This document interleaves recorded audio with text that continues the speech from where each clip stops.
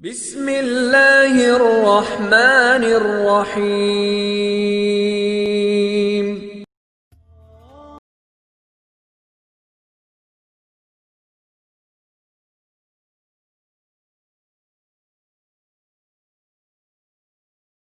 वालेकुम, मैं हूं आपका तबीब हकीम वकास। उम्मीद करता हूं आप खैरियत से और अल्लाह की अमान में होंगे। आज की हमारी ये वीडियो बहुत गौर से देखने, सुनने और समझने वाली है। ये वीडियो उन शादीशुदा कपल्स के लिए है जिनकी औलाद नहीं हो रही, लेकिन इस वीडियो में हम मेल मेंबर यानी मर्द हजरात में किसी तरह की कोई इशू, प्रॉब्लम की वजह से औलाद नहीं हो रही, इस पर बात करेंगे। हम इस वीडियो में डिटेल डिस्कशन करेंगे कि किस तरह मेल मेंबर का प्रॉब्लम डायग्नोज किया जा सकता है, यानी मर्द हजरात की कौन कौन सी बीमारियां या कौन कौन सी वजूहात हैं जिससे औलाद नहीं होती। और उसके साथ साथ हम डिस्कस करेंगे कि कौन कौन से स्टेप हैं जो बीमारी को डायग्नोज करने के लिए कोई तबीब या डॉक्टर अख्तियार करता है, और कौन कौन से मेडिकल टेस्ट करवाने ज़रूरी हैं और किस किस स्टेप या स्टेज पे करवाने चाहिए। आसान अल्फाज में समझाऊं तो आज की वीडियो बहुत ख़ास है, जो कि हर बे औलाद शादीशुदा कपल्स और गैर शादीशुदा मेल मेंबर्स को देखनी और सुननी चाहिए।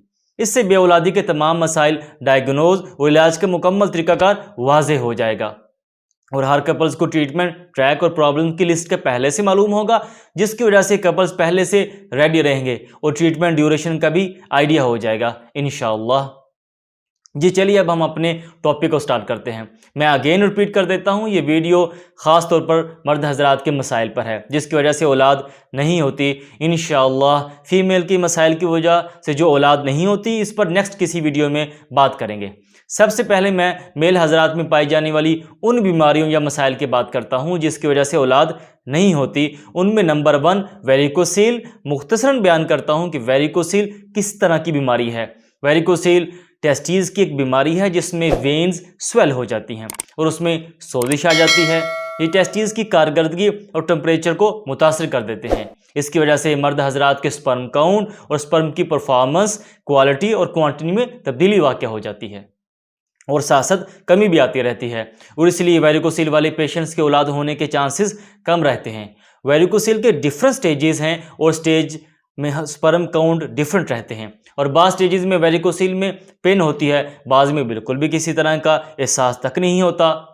मर्द हजरात में सेकंड रीज़न जिसकी वजह से औलाद होने के चांसेस कम रहते हैं वो है इन्फेक्शन।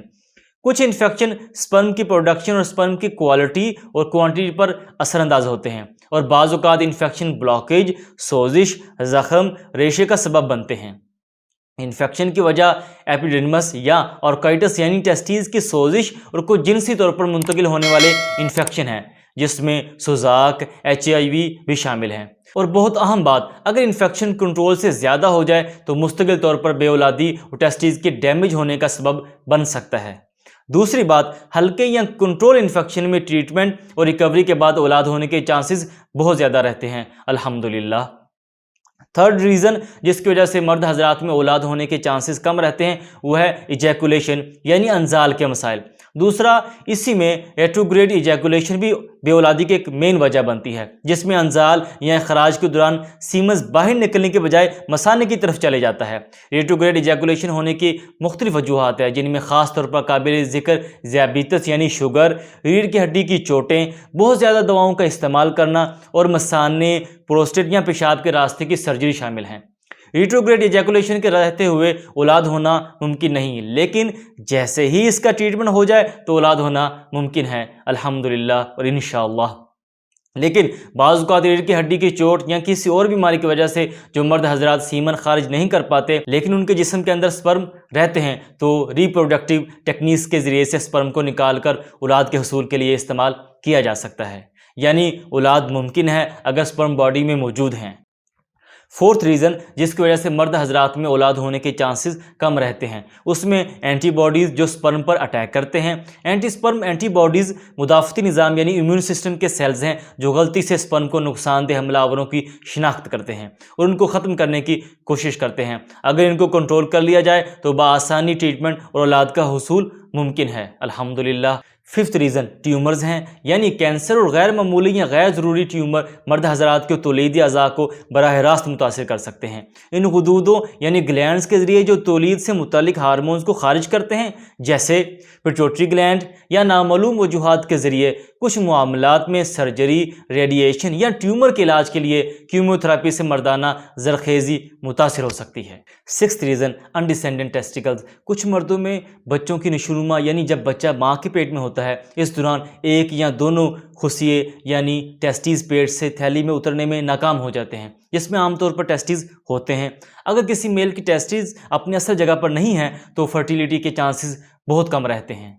सेवंथ रीज़न हार्मोन्स का तवाज़ुन इम्बैलेंस हो जाए। इनफर्टिलिटी में बुनियादी किरदार हार्मोन्स का भी रहता है, जिसमें हाइपोथैलेमस, पिट्यूटरी, थायराइड और एड्रेनल ग्लैंड शामिल हैं। और लो टेस्टोस्टेरोन यानी मेल हाइपोगोडिज्म, जब ये हार्मोन्स इम्बैलेंस हो जाएं तो ये स्पर्म की एफिशिएंसी को बहुत बुरी तरह मुतासिर करते हैं और इनफर्टिलिटी की मेन वजह बनते हैं। एट्थ रीज़न अगर ट्यूबेल्स यानी नलों या वो रास्ता जिस पर स्पर्म या सीमन्स नकलो हरकत करते हैं, यानी स्पर्म बहुत सी ट्यूब्स में रहते हैं और बहुत सी ट्यूब से गुजरते हैं, अगर इसमें किसी तरह का डिफेक्ट, ब्लॉकेज या नक्स या कोई इशू आ जाए तो भी इनफर्टिलिटी हो जाती है। और इसमें ब्लॉकेज या नक्स की मुख्तलिफ वजूहात हो सकती हैं, जिसमें कोई नादानिस्ता चोट, बीमारी, सदमा, इंजरी या सर्जरी भी वजह हो सकती है। और या फिर अब नॉर्मल डेवलपमेंट जैसे सिस्टिक फाइब्रोसिस या कोई इसी तरह के वरासती इशू भी इनफर्टिलिटी का सबब हो सकते हैं।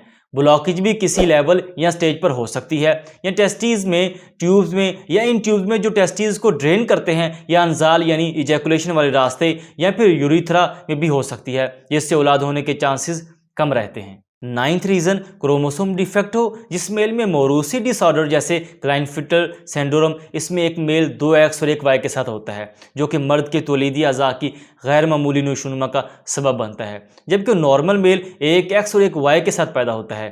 बांझपन से वाबस्ता दूसरे जीनियाती सिंड्रोम्स में सिस्टिक फाइब्रोसिस, कॉलमैन सिंड्रोम और टिग्नर्स सिंड्रोम शामिल हैं। 10th रीज़न जिसमें इंटरकोर्स यानी जमा करने में दुश्वारी शामिल है। ऐसे मसाइल में जिनसी ताल्लुकात के लिए उज़्वे तनासर के तनाव को बरकरार रखने में परेशानी रहती है, या फिर कबल अज़ वक्त अंजाल या इंटरकोर्स के दौरान पेन होना या बेहिस होना, या उज़्व का इंटरकोर्स के लिए तनाव में ना आना, या फिर उज़्व ख़ास का कोई जिस्मानी नक्स हो जैसे हाइपोस्पीडियस। इसमें उज़्व ख़ास के नीचे पेशाब की नाली खुलती है, यानी पेशाब या अंजाल सीधा निकलने की बजाय उज़्व के नीचे वाले हिस्से से निकलता है। बहुत अहम मसला जो अमूमन समझने में मुश्किल रहती है कि अगर कोई मेल नफ्सियाती मसाइल का शिकार है तो उसको इंटरकोर्स करने में बहुत से मसाइल का सामना करना पड़ता है।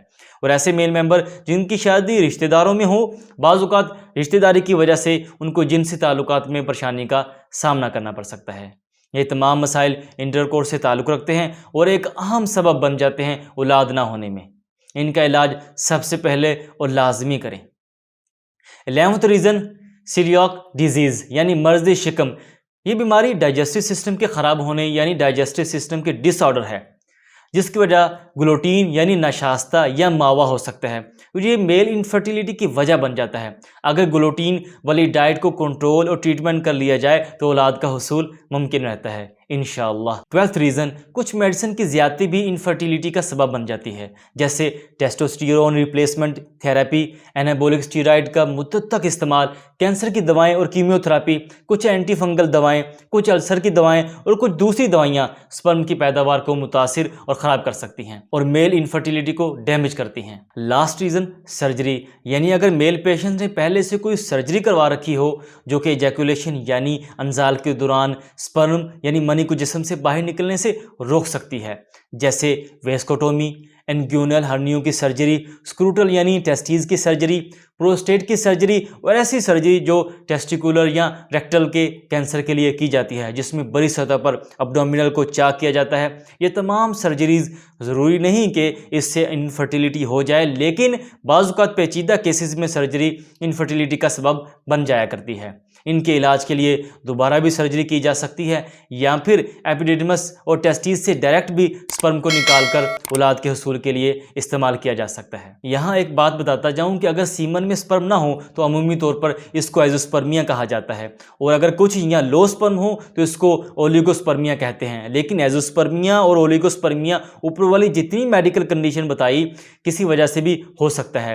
एजोस्पर्मिया मतलब नो या जीरो स्पर्म। ये मैंने मुकम्मल तफसील के साथ मर्दाना बांझपन या फिर मर्दों में जिस सबब से मनी में जरासीम या स्पर्म नहीं बनते या जिंदा नहीं रहते या मनी जिस्म से बाहर नहीं निकलती, इस सब की वजूहात को तफसील से जिक्र कर दिया है। अब नेक्स्ट स्टेप के कौन कौन से टेस्ट जरूरी हैं और कैसे मालूम होगा कि किस मर्द में औलाद ना होने की कौन सी वजह है। जो ऊपर मेडिकल वजूहात बयान की हैं उनमें कुछ तो आपको पहले से मालूम होती हैं, जैसे सर्जरी या कोई चोट या सदमा या फिर अंजाल यानी एजैकुलेशन के इश्यूज। अगर आपकी शादी को कम अज कम 1.5 साल गुजर गया है और औलाद की कोई उम्मीद नजर नहीं आ रही तो फीमेल मेंबर के चेकअप करवाने से पहले मेल मेंबर को चाहिए कि वो अपना सीमन एनालिसिस और यूरिन एनालिसिस लाजमी करवाए, जिससे वाज़े मालूम हो जाएगा कि स्पर्म का इशू क्या है। अगर सीमन एनालिसिस और यूरिन एनालिसिस की रिपोर्ट बिल्कुल क्लियर हो तो फिर कोशिश जारी रखें और फीमेल मेंबर का चेकअप करवाएं। फीमेल इनफर्टिलिटी से रिलेटेड वीडियो जल्द अपलोड करूंगा इंशाअल्लाह। अगर मेल के सीमन एनालिसिस रिपोर्ट नेगेटिव मतलब स्पर्म कम है या बिल्कुल नहीं है तो फिर तबीब या डॉक्टर हजरात एक बार मुगल्लज़ या विटामिन की मेडिसिन 2 माह इस्तेमाल करवाने के बाद फिर सीमन एनालिसिस करवाते हैं। अगर इशू हल हो जाए तो ठीक, नहीं तो हार्मोन्स के टेस्ट करवाए जाते हैं जिनमें बुनियादी FSH, सीरम LH और प्रोलैक्टिन शामिल हैं। और अगर हार्मोन्स में इशू हो तो फिर हार्मोन्स की मेडिसिन इस्तेमाल करवाई जाती है। और अगर हार्मोन्स टेस्ट क्लियर हों तो फिर नेक्स्ट तबीब या डॉक्टर अपने एक्सपीरियंस या पेशेंट हिस्ट्री को देखते हुए टेस्ट और अल्ट्रासाउंड करवाता है, जिनमें बुनियादी तौर पर वेरिकोसिल को देखने के लिए टेस्टिकल अल्ट्रासाउंड किया जाता है, जिससे क्लियर मालूम हो जाता है कि वेरिकोसिल की वजह से स्पर्म में इशू आ रहा है और साथ ही ये भी मालूम हो जाता है कि किस स्टेज का वेरिकोसिल है। मेडिसिन से या सर्जरी से ट्रीटमेंट होगा। अगर ये भी इशू नहीं मालूम हो तो फिर डायग्नोज करने के लिए मुख्तलिफ मजीद टेस्ट किए जाते हैं, जिनमें सेमिनल फ्रुक्टोज टेस्ट और पोस्ट एजैकुलेट यूरिन एनालिसिस किया जाता है, जो ये देखता है कि कोई रुकावट तो नहीं या फिर सीमन बाहर निकलने की बजाय वापस तो नहीं जा रहा। नेक्स्ट टेस्ट सीमन लोकोसाइट एनालिसिस है, जिसमें ये देखा जाता है कि सीमन में वाइट ब्लड सेल्स हैं या नहीं।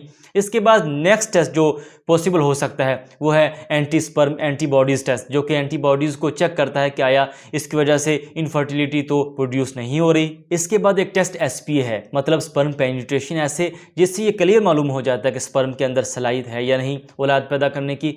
और अगर ये सब कुछ क्लियर आए तो फिर टेस्टिकुलर बायोप्सी की जाती है, जिससे ये मालूम होता है कि स्पर्म की प्रोडक्शन हो रही है कि नहीं या फिर किसी तरह की ब्लॉकेज है।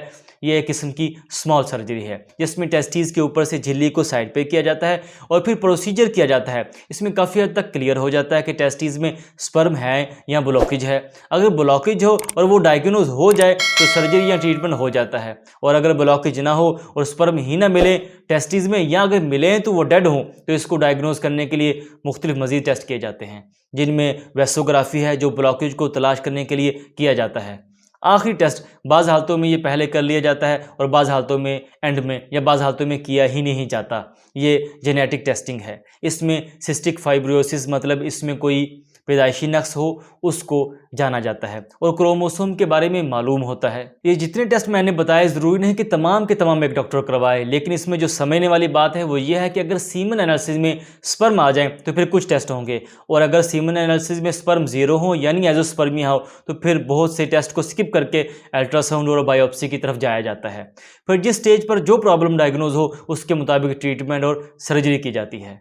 मेल इनफर्टिलिटी के ट्रीटमेंट का ड्यूरेशन अमूमन 6 माह से 1 साल तक हो सकता है। बाकी शिफा मिन जानिब अल्लाह। और सूरह शुरा में अल्लाह करीम फरमाता है जिसे चाहे बेटियां अता फरमाए और जिसे चाहे बेटे अता फरमाए और जिसे चाहे दोनों से नवाजे और जिसे चाहे दोनों से महरूम रखे, लेकिन अल्लाह से कभी नाउमीद ना हो और अपनी इलाज की तलाश में रहें। अल्लाह शाफ़ी हैं और मेहरबान है और बहुत रहीम व करीम है। इंशाअल्लाह जो भी मेडिकल कंडीशन जिक्र की है हर कंडीशन का स्टेप बाय स्टेप वीडियो में ट्रीटमेंट और डिटेल जिक्र करता रहूँगा इंशाअल्लाह। और साथ ही मैंने एक एजोस्पर्मिया की वीडियो बनाई है, आप उसे ज़रूर देखें, उसमें मैंने मुकम्मल लो और ज़ीरो स्पर्म का ट्रीटमेंट जिक्र किया है। बाकी जितनी डिटेल आज की है, जितनी डिस्कशन आज की वीडियो में रही है, उन तमाम का ट्रीटमेंट इंशाअल्लाह ताला मैं स्टेप बाय स्टेप नई वीडियो में, आने वाली वीडियोस में जिक्र करता रहूँगा। और मेरे साथ जुड़े रहने के लिए चैनल को सब्सक्राइब करें और अपने दोस्त अहबाब और बेऔलाद कपल्स तक मेरी ये वीडियो को लाजमी शेयर करें। इंशाअल्लाह इसका अजर मुझे और आपको ज़रूर मिलेगा। इसके साथ ही आपका तबीब हकीम अक्कास आपसे इजाज़त चाहता है और दुआ है कि अल्लाह करीम हर बेऔलाद को औलाद नसीब से नवाजे। आमीन। वस्सलाम।